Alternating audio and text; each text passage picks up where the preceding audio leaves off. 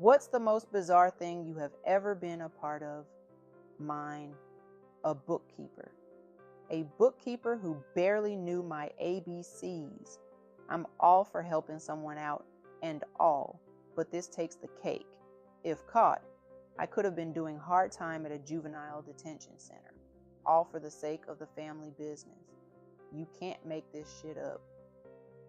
I would visit my dad on the weekends and was given the task to keep records of all the clients who owed him money.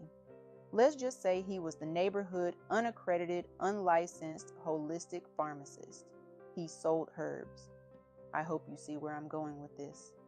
If not, go consult with your local hood friends.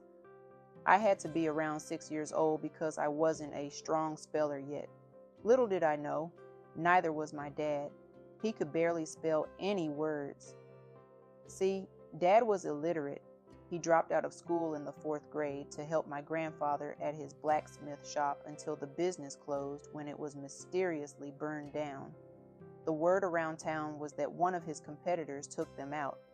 But anyway, like I said, I wasn't a strong speller. However, I knew how to draw, with such great attention to detail too. I was so thorough that I would even sketch someone's flaws, like unusual birthmarks, scars, and moles.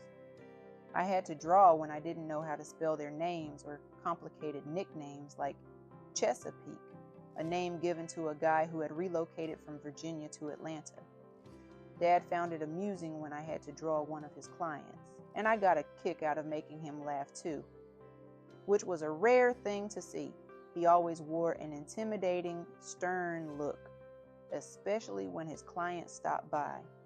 So I would be a little extra with the sketches to bring some joy into his life. He would tell me to write $5 or $10 beside their name or personal drawing. If we didn't know anything else in this world, we both knew our numbers very well. And when the clients came by to pay on their debt, I was instructed to find their page in the book and tear it out if they didn't still owe a balance. I remember one Saturday, a client named Joe had multiple 5s and 10s by his name, and Dad was furious with him.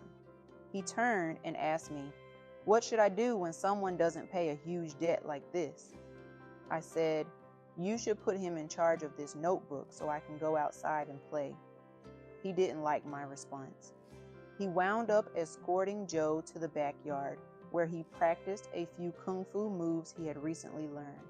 I was in complete and utter shock that Joe didn't even attempt to show his skills. Just stood there like a lump on a log, and boy did he pay dearly for it. My uncles had to take him to the hospital for a few stitches. A couple of hours after being released, he came back, and lo and behold, I was able to rip his page from the book.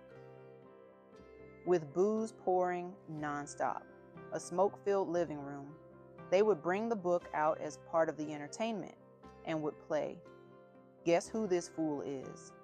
If you guessed correctly, no prize was given, just a high five and bragging rights. My dad's clients pushed for a nickel or dime bag, but Dad wouldn't budge. It had to have been pretty humiliating to have a caricature of yourself in this notebook. Not only did it expose that you had debt, it also showed the amount, and everyone knew about it.